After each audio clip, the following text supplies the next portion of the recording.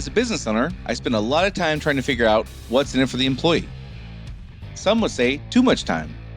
But my motivations are not as altruistic as my critics might think. In fact, my whole reason for figuring out what's in it for the employee is pretty selfish. Stay tuned and I'll explain exactly what I mean. Running a service business can be hard.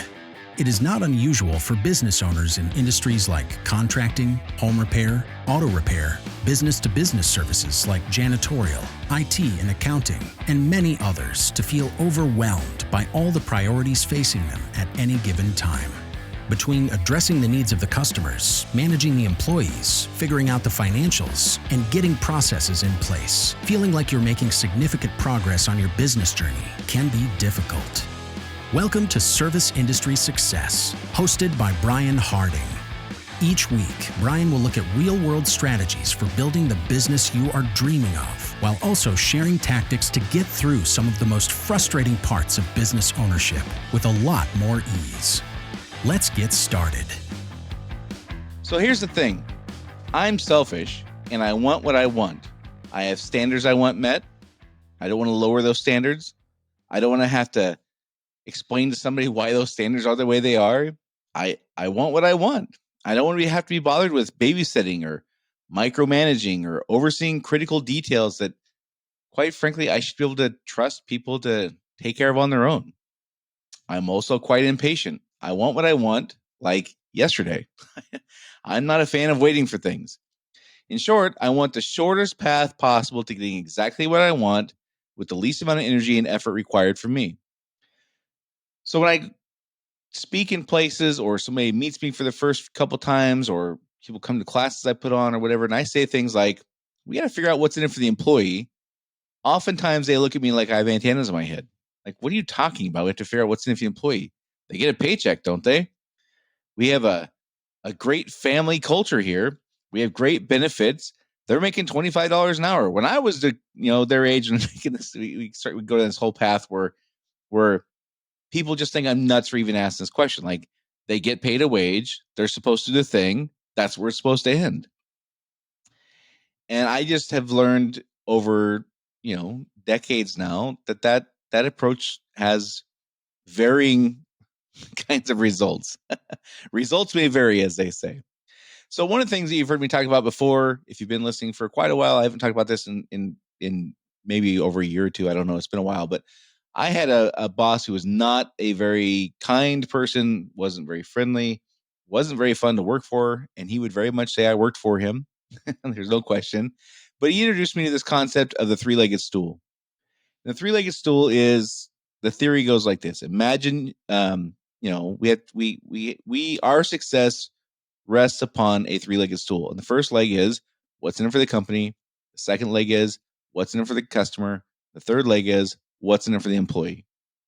If any one of those three legs is broken or cut or whatever, the stool falls over. And while he wasn't a very nice guy, he understood the idea that we can't just force people to do things because we say. We have to help them connect the dots in some cases on why they would want to do this thing. Or if we're not going to do that, then I do have to spend time micromanaging. I do have to spend time forcing and babysitting and measuring and overseeing and being available to check in and all these things that we complain about doing as business owners. We have to do all those things if we don't have a staff of people who generally want to do the right thing. And so when I tell people my goal is not for compliance as a leader of a team or a business owner or department manager or whatever, compliance is not my goal. My goal is for these people to want to do the thing that the company needs and the customers need and the coworkers need and I need and they need. My goal is for them to want to do this thing, not to have to do this thing. And that leads me down a different path. There's different strategies used when your goal is to get somebody to want to do something versus having to do something. So that's the first thing I think it's important to understand is I'm a firm believer in the three-legged stool. And I will tell you, I spent the majority of my career leading people in teams, not following the three-legged stool and making demands and being disappointed. And when my demands weren't met and I was disappointed, ranting or raving or demanding or threatening or pleading or whatever. There's all kinds of different things I tried to get people to do things when I didn't want to figure out what was in it for them. And I just wanted them to do it because that's what needed to be done. That's what the customer needs. That's what the company needs. That's what their coworkers need. That's what I need. Well, unfortunately, none of us make decisions like that. There's not one of us that makes decisions like that.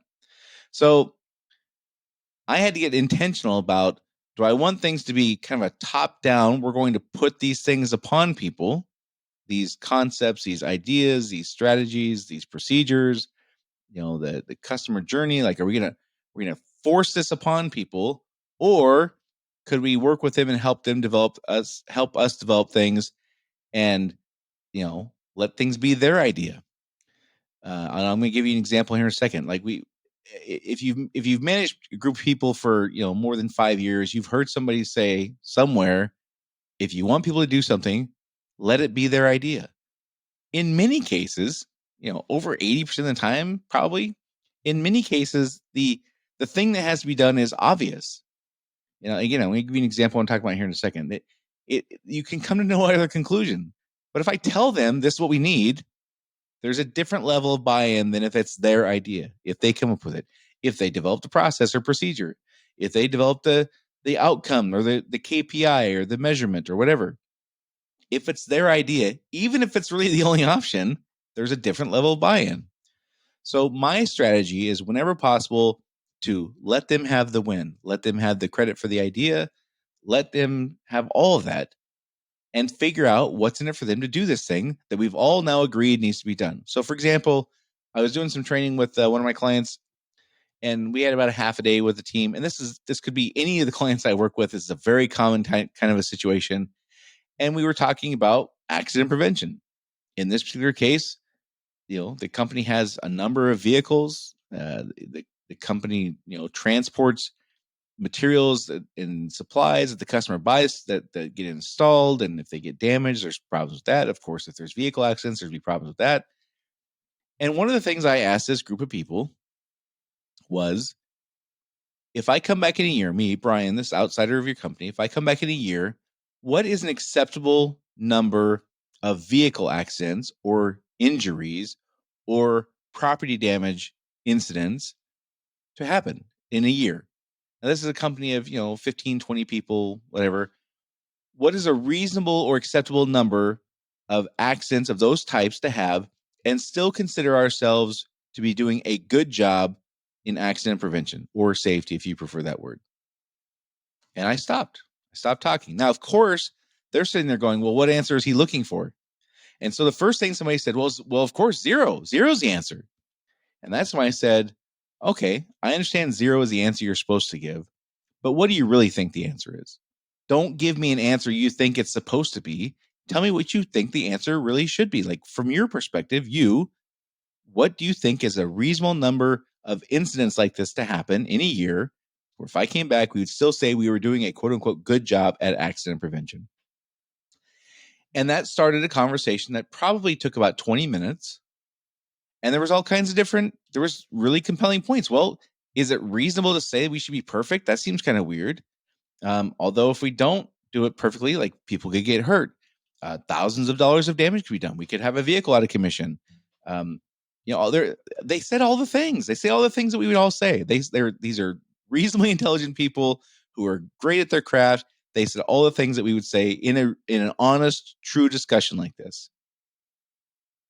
And what happened was, at the end of this 20 minutes, they agreed that, yeah, zero is the number. It has to be zero. Because even as unattainable as that might feel at times, or unrealistic to be perfect, the alternative is you had accidents. It's so obvious, right? But my point is, I could have walked in and said, okay, henceforth, we're going to have zero accidents. And they would have had a particular level of buy-in on that, which I would argue would not be very high. They probably would have forgot I said that 8 minutes after I walked out the door. But instead, because we had a conversation where I said, I really want to know what you think. Like, what's a reasonable goal here? What should our expectation be, and what should our goal be as it relates to accident prevention? And I really want to hear what you think. I'm not just telling you something so you'll give me the quote unquote right answer. I really want to hear what you think. And they came to the conclusion that we would have come to anyway. And we invested 20 minutes of however many people in a meeting, not out turning wrenches and producing revenue. It was an investment for the business owner for this conversation to happen. Now, think about the different level of buy-in that they had when they went through all the conversation about, is this reasonable? Is it fair? Is it attainable? All that stuff. And they landed on the place that I could have very easily walked in and said, here's the expectation, and saved all that time, supposedly, and just made the demand. But the level of buy-in would have been completely different. And one of the things I had learned about this particular group of people is what makes them go, what makes them feel proud of what they do, and how they assess their own performance, and how they want to be seen by their peers and their manager and their business owner and their customers. And once I knew that, and we had the agreed upon expectation, I knew what's in it for them to do this. So this is the process I learned to go through whenever possible. And this is one example of many, many, many, many examples I could give. And it could be small things. It could be big things. It could be simple things. It could be complex things. It could be customer related things. It could be performance related things. It could be sales things. It could be attendance things, like all stuff, right? I need to understand what's in it for them to do this. Or I need to understand that I am the one taking on the burden of making sure that it happens. And when I have to take on the burden of doing that, I can't be doing other things that I think are more productive. So if I don't figure out what's in it for them, what are the alternative compelling reasons they might have? Well, they could lose their job. That's one that many business owners just like, well, they if they want to have their job around here, they better do it. Okay, so they lose their job. So what? Like literally, like so what? Do we think that employees right now in this moment in October of 2023 believe they can't go get another job? Is that compelling to them? I would argue it's not as compelling as we'd want, right? Well, maybe they have to endure me nagging them for, a while. Like if they don't do this, they're going to hear about it from me tomorrow. And they walk in and they have to endure 90 seconds of me nagging them. And then what? Like, then what? They go on about their day. They go outside and they smoke a cigarette, or they do what they do. They go out and have their lunch, or they go on about their life. Like an hour later, it's like the thing never happened. The 90 seconds never happened. They don't think about me nagging them another moment after 10 minutes after it happened. Well, they might disappoint a coworker or a customer or a manager. They might disappoint somebody. Okay. So what? Tomorrow, somebody else a different person will disappoint the customer, the coworker, the manager, and it'll be like my thing never happened.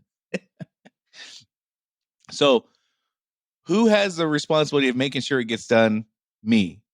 If I go about that path where I'm not going to figure out what's in it for them, I'm going to just say they should because I say so. Well, then it's my responsibility to make sure it gets done. And what kind of effort and time commitment does that take? Infinite, right? So which takes longer? Me figuring out how to convince them to do each thing, or me figuring out with them what makes them go and why they'd want to do this? So in my example, it was about a 20-minute conversation after we'd had about an hour conversation that I would have to have one time to figure out what's in it for these people to do things like accident prevention. 1 hour I spent with this group of people to figure that out. And then we assessed what was a reasonable goal. It was their idea to have a zero accident expectation, was their idea, 100%. And now guess who wants to do the thing? And guess who doesn't have to tell them every 7 days on their weekly meeting that the expectation is we have zero accidents? The business owner. He doesn't have to do that now. Now, does that mean they don't ever talk about it again? Absolutely not. But what he will talk about is, remember how we said collectively, you guys decided this was the outcome we needed. It's the only one that made sense. And here's what we said was in it for you to do this. It's an entirely different conversation than the company needs, we can't have, et cetera, et cetera, et cetera. So which one takes longer? Having done it both ways for many years, I can tell you which one takes longer. It's the one where I don't try to figure out what's in it for them, and I try to force them to do the thing because that's what I want. Which one takes more effort for me? Figuring out why they would want to do a thing, or trying a variety of methods to get them to do it for the reason I want. Now, does this cure all failures? Nope, of course not. These are still human beings we're talking about, and I'm still a human being, and I'm still going to make mistakes in explaining things, or asking the right questions, or how I present things, and they're going to make mistakes. They're going to cut corners sometimes. It's going to be Friday at 3:30 in the afternoon. They're going to want to go home. Like, things like that are going to happen. So does it cure everything? Absolutely not. Is it immensely easier for me? Yes. Do I consistently get better results? Absolutely. And those are the things I care about. Is it, again, I'm a selfish person. I want what I want in the easiest possible way. So because of that, it's all about them and what they want. And that's one of the critical things I learned is if I'm going to truly be the selfish person I am, I got to make it all about them. Because then I can selfishly do the things I want to do. If that means going and doing something else on my having more off time because I'm only working 3 or 4 days a week instead of 5, that's me being selfish, doing my thing.